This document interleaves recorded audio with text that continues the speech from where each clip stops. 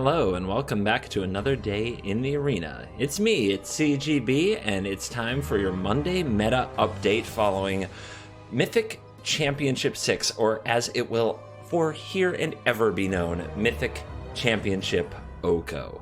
Yes, the big question on everyone's mind, is Oko the dominant deck, and could anyone beat it? Let's jump right to the metagame, the Mythic Championship Day 1 metagame breakdown.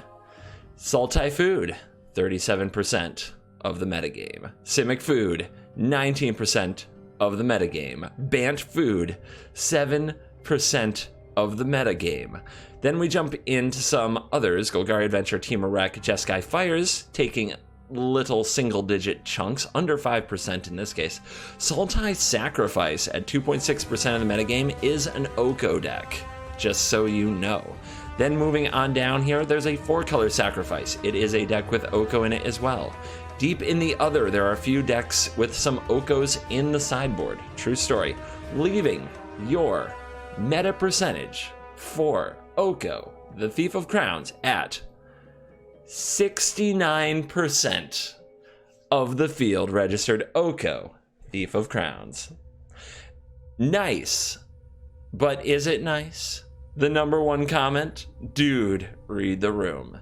I don't know if nice can really sum up a 69% metagame share for a card, but what's not always important isn't how many people registered the card, it's could the card be beaten? Could it have been defeated? Did people find a brew or something to take something away from Oko, the Thief of Crowns? Well, the answer was even published on the Wizards site, the standard win rates and spiciest decks. That answer, not really. Sultai Food win percentage versus the field, 53%. Something interesting, Sultai Food, when I talked about it last week, designed as the Oko deck to beat other Oko decks, using black for main deck Noxious Grasp to get a leg up against other Food Nissa Oko decks. And yet we see a 49% win rate against Food. There is literally a win percentage versus Food and a win percentage versus non-Food over here. And who is your big winner? Simic Food, with an overall win percentage of 53%. 50.8% versus Food and 59% versus non-Food. As we go and look at some of our supposedly would-be heroes, Golgari Adventure posting sub 50% win rates. Jeskai Fires, sub 50%. Teamer Reclamation, 50% against non-Food, but only 43% against Food, touted as a food killer. But look at Sultai Sacrifice, an interesting deck to be sure that we'll get into in a moment, posting an 82% win rate versus non-Food decks and a 59% win rate against Food itself for an overall win rate of 68% to lead the field. Again, we will get to what this is. It is an Oko deck, so keep that in mind. But let's look at some more of our would-be heroes. Azorius Control, dominated, below 50% both versus Food and non-Food. Rakdos Sacrifice, a better percentage against non-Food, but couldn't keep it up against the Food deck itself. Gruul as well. I mean, you can go down the list of the graphic. It's posted on Twitter. It's posted on the Wizards website. There are a few good win percentages versus Food.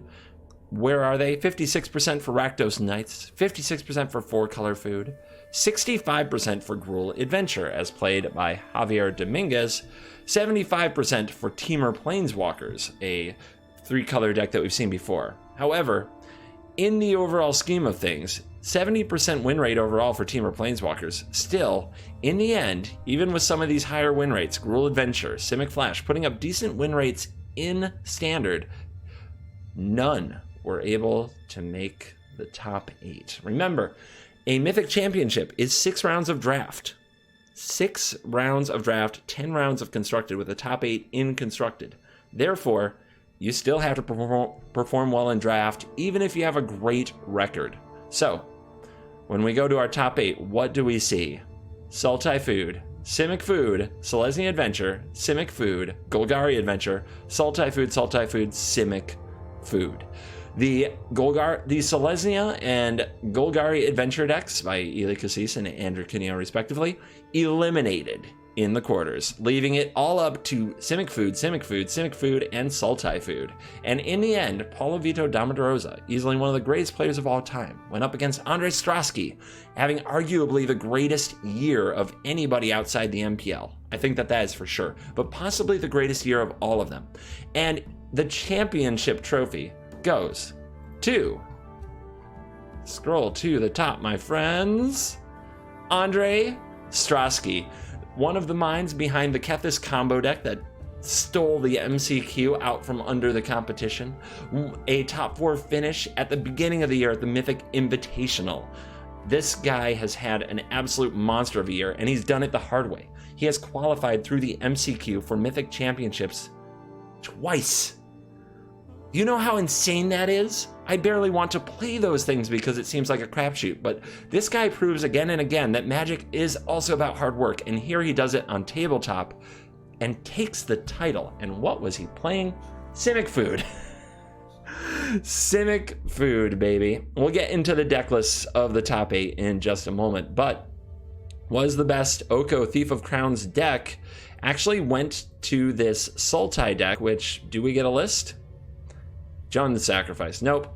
I'll get to that in just a second. But Frank goes to talk about a few spicy decks that were in the tournament.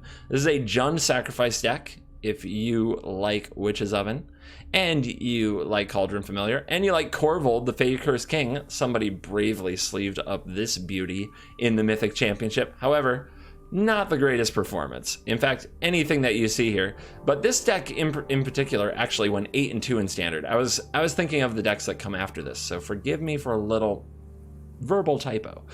This deck did well, 8-2 in Standard. I remember I tweeted that Corvold isn't just for Brawl the day after Eldraine was released, and I had a nice result with a deck that looks, God, just like this. Sorry, patting myself on the back in my own show about the meta. But 4 Noxious Grasp, certainly tilting the deck towards that green meta that we all know and hate. Oof, goodness gracious me. Also, we have this Rakdos Knights deck, which... this one went 7-3, so an interesting build. Of course, take your Knights, your Rimrock Knight, your Falmir Knight. Throw in some Bone Crusher Giants, get some adventure going in there, and just basically turn them sideways. 4 copies of Oathsworn Knight. This card can be pretty decent carrying an Ember Cleave, and 4 whole copies of Ember Cleave to get the job done. Rakdos Knights. Turn them sideways, let the bodies hit the floor. The deck gave it a go. However, the Oko field was just too strong. How about Grixis Amass? Well, 2-5 in Standard. Not the finest record in the tournament, but somebody was brave enough to sleeve up Gleaming Overseer, Rahl Izzet Viceroy, and 4 copies of Widespread Brutality. Unfortunately for our hero, things just didn't work out. And Drowned Kethis, a very weird deck. This one, 0-3 in Standard, unfortunately. Why do we show it? Because it's spicy. Kethis, the Hidden Hand, Golas, Tireless Pilgrim without Field of the Dead, Lazav, Fibblethib. I mean, it's a deck, and it also runs, yes, more Okos. I told you there were some Okos in the brew section. 4 Kioras as well. This is a very strange deck. Also, why is Golos an artifact and creature? Is somebody just an absolute maniac? 4 copies of Drowned Secrets, even some Veil of Summers there in the main. What is the combo? I'm not even sure. I think that it just mills itself to death and wins with Jace. I think that's the bottom line. It's a Jace self-mill build. Maybe this is the kind of thing we can sleeve up and try out at some point. It's a 4-color build. Doesn't really fit in the color challenge, but what a funky brew that somebody brought. However, it was Oko. The party was Oko. The party will probably be Oko for some time. Let's see, is the Mythic Championship information here? Yes, indeed. Usually it's somewhere in this absolute weirdo site you can find what you're looking for. The top 8 deck lists. I I don't think we need to talk at length about all the different types of Oko decks that made the top 8. A few interesting things is certain players were main decking Casualties of War as a way to catch up from a crazy board state that an opposing Nissa and Oko can create. However, those versions didn't really make the cut. Andrew Cuneo and Eli Casisa's Golgarian Selesnya Adventures looked pretty typical. We've probably seen those lists before. Paulo Vito Dama de Rosa made the finals, and his deck is almost an exact copy of that of Strosky's. Their solution to the mirror? Main deck mass manipulation, and it came up huge in almost every match on the way to the finals. I can't remember a match where the main deck mass manipulation didn't matter, and the one of Gadwick the Wizened out of the sideboard, drawing a ton of cards in the mirror and breaking the mirror open as well. Those are the only things I would call brew, for sure. How about that Sultai Sacrifice deck? Am I going to be able to find it? Here we go. Thomas Ashton's Sultai Sacrifice deck took 27 out of a possible 30 points in the constructed portion of the event. 4 Oko, Thief of Crowns, 2 Vraska, 4 Cauldron Familiar, 3 Massacre Girl, 3 Murderous Rider, 4 Gilded Goose, 2 Wicked Wolf, 2 Noxious Grass, 4 Once Upon a Time, 4 Witch's Oven, 4 Trail of Crumbs for the biggest and greatest of grind, and the 24 land. What this is about? Well, Witch's Oven, Cauldron's Familiar. Throw it into an Oko deck, add Trail of Crumbs to dig through the deck, and make sure you have a lot of Massacre Girls to clean up those board states that get crazy when you play against the Food Mirror. Take out those elemental lands. Take out those Elk tokens and play no Hydroid Crisis. The deck is interesting. The only blue cards that we see here until sideboarding, where you find some Aether Gust and a Negate, are the Okos. Really, we're just blue for Oko in the main deck. And other than that, it's a Golgari deck that's all about Cauldron Familiar and Witch's Oven. Kind of amazing that that combo of cards could sneak into an event like this and prove so powerful, by having a little bit of life gain and burn to grind those matchups out, as opposed to just hoping to being the one with the first Nissa. Proved to be a good strategy. So will this deck have legs? Yeah, I think you'll see this on the ladder a good amount. Remember, no Nissas, no Hydroid Crisis. This isn't going over the top. This is using Trail of Crumbs, Cauldron Familiar, and Witch's Oven to basically draw your deck, grind you out, remove everything. If you overextend to the board, Massacre Girl will clean it up. And little by little, the Cauldron Familiars will ping you into oblivion. So that is probably, if there's a breakout deck from this event, Sultai Sacrifice earns that title. But all in all, what we're really talking about are different flavors of Oko. There were more breeding pools registered than mountains, plains, and I believe that swamps got into this as well, combined, but I know plains and mountains at least, that there were more breeding pools registered than plains and mountains, and I think that you could add swamps to that mix. The color pie right now is a freaking mess. It is unbalanced. It has been completely obliterated by the presence of Oko, Thief of Crowns. And at this point, with all the incentive in the world to beat this card, to figure out how to beat this card, the pros basically said, we can't do it. And they played various Oko decks themselves, trying to beat other Oko decks. This bodes terribly for the health of Standard. And, at least in this YouTuber's opinion, Oko now must be banned. The next ban and restricted announcement is on November 18th.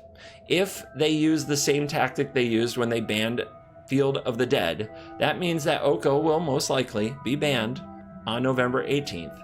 And also, it will probably not be actually removed from Arena until the following Thursday, which I believe is November 21st. So mark your calendars. I think that our time with Oko, the Thief of Crowns, is limited. For those of you saying they would never ban the face of a set, I don't think they have a choice. I think that, as Frank Karsten said on coverage, 69% of a metagame share is completely unprecedented. We are in uncharted ground where one card in one color were so dominant that people literally felt they were unable to play anything else. And yeah, I think this forces the ban hammer. And once Oko is gone, what will rise to take its place? But another subject. What about things besides Oko? After all, the most played card in the tournament was Once Upon a Time. This had more copies registered than any other card. Is this card on the chopping block? I believe there's a chance. Right now, it feels completely unfair if you're playing any color other than green to have to deal with the mana bases that we have to deal with. When we look down at the idea of registering 9 mountains and 8 swamps in our Rakdos aggro deck, and we don't have Once Upon a Time to play for free and dig for the right mana, we're looking at clunky starts that feel like a very horrible powered down block deck, if you remember Block Constructed, or Limited, or something out of Magic Duels, for God's sakes. And that alone helps keep green on top of the color pie. But that's not all holding green up. The other most played cards in the tournament: Gilded Goose, Paradise Druid, Wicked Wolf, Hydroid Krasis, and Nissa Who Shakes the World to go with Oko Thief of Crowns as the top 7 most played cards in the tournament, all lead the green to the same type of strategy. These kind of put food together. These ramp creatures put Nissa out early. Mana goes into Hydroid Krasis. It all works, and it feels like if you're not registering a shell of these 20 to 24 cards when you start building your deck, that you're putting yourself behind. And that alone is going to keep green on top of the color pie, even if Oko is banned, in my opinion. So does something else have to go? A lot of people are asking for Nissa's head. I don't believe this will happen. A 5-mana Planeswalker can certainly be answered in a number of ways, and shouldn't be the target for a ban, in my opinion. Once Upon a Time. In one hand, I feel like this should go to even ground between the colors. On the other hand, getting rid of it doesn't solve the horrible mana and the feeling of just playing bad mana bases in Standard right now. So I don't know if that is really a good move. Although I would love it just to feel like if I'm playing a blue-white deck that I'm not already putting myself at a disadvantage. What about Gilded Goose? Is ramp the problem, as some people say? I don't think so. Birds of Paradise went its entire time in Standard and other formats without being banned. I don't believe that banning a 1-mana mana creature is ever really going to be a possibility, especially a rare like Gilded Goose. And there is a cost. If food were not as readily available as Oko makes it, I don't think that the goose itself is a dangerous card. It's more like make a Lotus Petal than make a land. What about Wicked Wolf? Again, when you take away a food source, I don't believe that Wicked Wolf is really a candidate for a ban. While the card can be strong, I don't think it's flat broken without free food on an every turn basis. What about Hydroid Krasis? While very powerful, I don't think Hydroid Krasis is the kind of card that you ban. This is a card that pushes late game situations towards a conclusion. When a player is able to put their mana into Hydroid Krasis, draw cards, even if it gets countered or killed, they are going to push towards an endgame instead of an endless top deck war where nobody's making ground, which often compares to a bad, endless game of Limited. Hydroid Krasis helps end games and actually does what it's meant to do, even if it's the feels bads when it's played against you. That leads me to Paradise Druid. I might be out of my mind. I am completely out on my own limb on this one. I think there is a legitimate chance Paradise Druid gets banned. Thing number 1, you can't interact with it. Hexproof means you can't slow it down. It's part of what makes the ramping into Oko and ramping into Nissa so good. You can't seem to get Oko and Nissa off the board because there's always a blocker. And with Paradise Druid, it's a hexproof blocker. So it buys another turn to make 3/3 Elks to gum up the ground. You can't kill it and keep Nissa Who Shakes the World from coming down early, or a Wicked Wolf from coming down early. This alone makes red decks and other aggro decks almost unplayable, in a place where Shock would otherwise set the ramp deck behind and make ramping have a cost. So this is the biggest part for me. Paradise Druid is uncommon. Banning Paradise Druid has a very low overall impact on the financial side of the ban discussion, which, while isn't that important in Arena, is extremely important outside of Arena. Oko Thief of Crowns has been has jumped to extremely high prices, $70 up to $90 to $100 on Magic Online, or I believe it was close to there. Sorry if I'm a few bucks off. I don't follow it as closely. I just hear about it when people complain on Twitch. But Oko Thief of Crowns has seen tremendous fluctuation in price. Nissa has always kind of held pretty strong in price. Hydroid Krasis as a mythic has moved around in price a lot. when you get rid of these cards, it's a significant hint to people who put a lot of money into Magic, and Wizards hates to do that. I still think Oko has to get banned, simply because this card went too far. But if you're going to ban something with it to weaken green more, I do think that Paradise Druid is an option that makes sense in a lot of ways without damaging people financially as much as other cards. So I would not be surprised. I honestly would not be surprised at all to see Paradise Druid get the X just to deal a bit more of a blow to green, because the color is clearly head and shoulders above everything else that can be done in Standard, and that is a problem because we still have a lot of time left with most of these cards. Nissa doesn't rotate for a long time. Wicked Wolf is going to be here for 2 years. Hydroid Krasis is in the same block set kind of situation where it doesn't rotate for another year. We have to have these cards around. And I think that dealing green some small blows along the way might be better than simply overarching massive blows. But we'll see. The ban announcement is on November 18th, and I know that we are all waiting for it so that we can re-enter our Standard play queue with a little less fear and maybe a little less salt. Until then, if you're going to try out some Standard, I would recommend trying out Sultai Sacrifice. Get your Okos and your Witches' Ovens ready and get them working together. Thank you for watching this video, and as always, I will see you in the next video. Goodbye. Well, I said I was leaving, but then I realized that a deck a day is the CGB way, and if I'm recording a Monday meta update without playing a game of Magic, I'm not playing a deck every day. So I grabbed a deck out of my Discord, which you can join for free. There's a link in the description.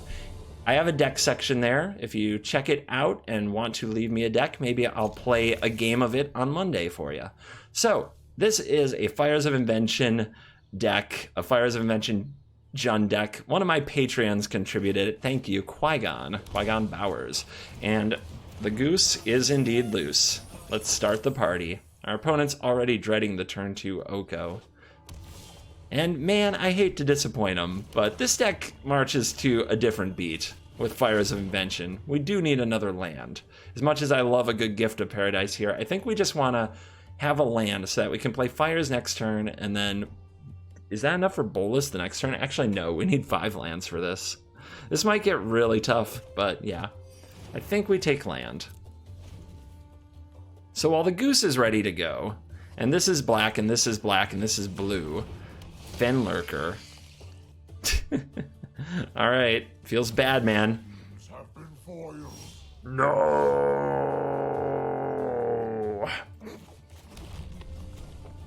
Alright, we'll get this out and hope for the best soon. The Fires is live, but ramping into Fires isn't as good as it looks. What you really want are more ways to get more lands on the battlefield, which seems like a bit of an oversight in the building of this particular deck. Our opponent's on some kind of a black-white super value train. And there is land number 4, but not much to do with it. I guess I'll get out this breeding pool, tapped. But we do have Bolas with Karn's Bastion as a use for the mana. Off the Fires of Invention. Yeah, I'm not blocking. Down to 17. Here is Doom Foretold. Well, that's not good.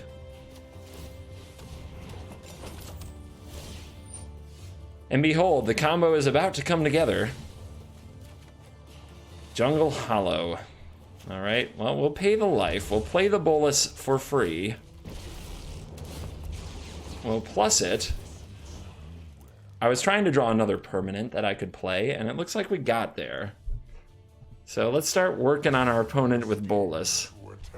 We can now play the Fires of Invention for free, so we have 1 to sacrifice to Doom Foretold. We'll pass the turn. We have the Bastion to pump the Bolas. And we'll see if the opponent has the Bolas answer at this stage of the game. It's a Guild Globe, which is great to sacrifice to the Foretold. And another Fenlurker, which I guess we'll get our other Bastion. I don't expect to have 10 mana anytime to use both, so I may as well keep the Hollow for the life gain. Alright, we're just stalling here, so we'll proliferate.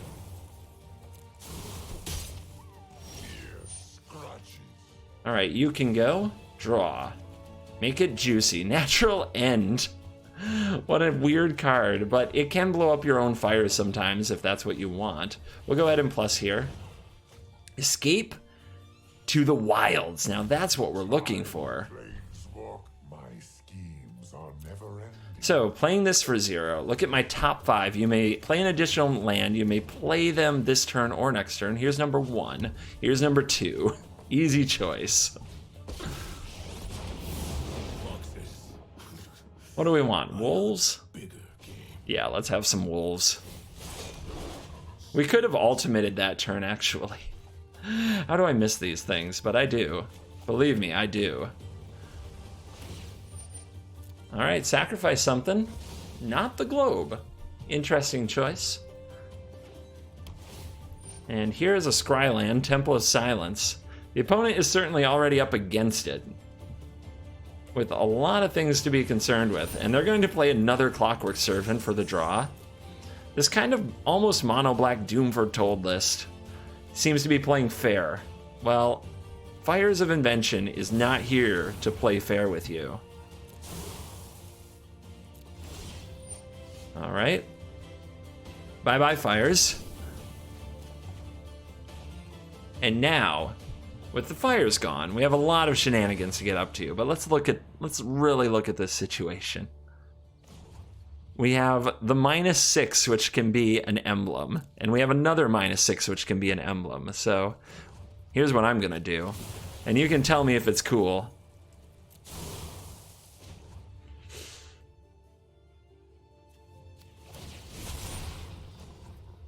-6. -6. Oh, Lord Almighty. Play this giant hexproof creature. Send in 16 trample damage. If the opponent Kaya's Wraths, well, that's a thing. There are certainly ways out, I think. But let's see what happens. Bull Servants at the Bolus. I may as well eat one. But now, if the opponent Kaya's Wraths, this is going to gain a bunch of loyalty. Unfortunately, then the Doom Foretold will take it out. So, well, my play was cool, and the emblems are great. This Doom Foretold still has to be overcome. I do think that eventually, this Paradise Druid is going to be alright. So, we have to get rid of something. There's nothing we can do. We can't get rid of the food because it says non-token. If we destroy this with that on the stack, it doesn't achieve anything. There's biogenic ooze. Holy cow. Sure. So when the opponent gets the turn back, their Doom Foretold is going away. There's no reason to kill it right now. Let's play the ooze and force our opponent to do something about it. Pair of 8/8s. Your turn. Pair of 9/9s. Doom Foretold gone. 5 life. How many Kaya's Wraths do you have? Liliana. That works. That works. Didn't play around it. Definitely didn't have a way to see it coming though either. So this is hexproof. The opponent has to have the answer.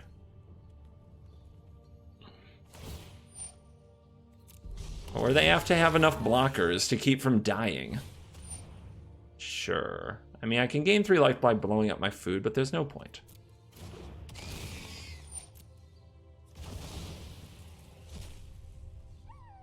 What else you got? And does it keep you alive? This is absorbs 3 out of 8, so you're still dead. But you can pump the Fenlurker.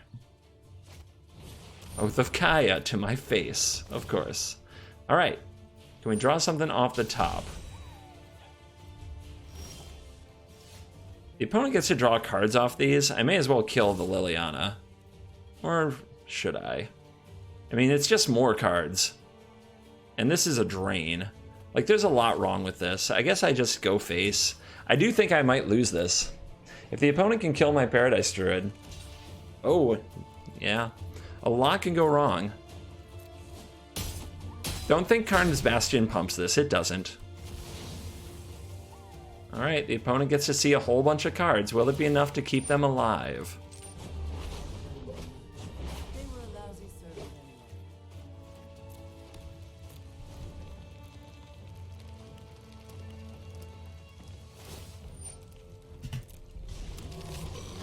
Another 2/2. A Scoured Barrens. A Davriel. Okay. Doesn't do anything here. Take 2. The opponent needs a way to stay alive here. And the block and game.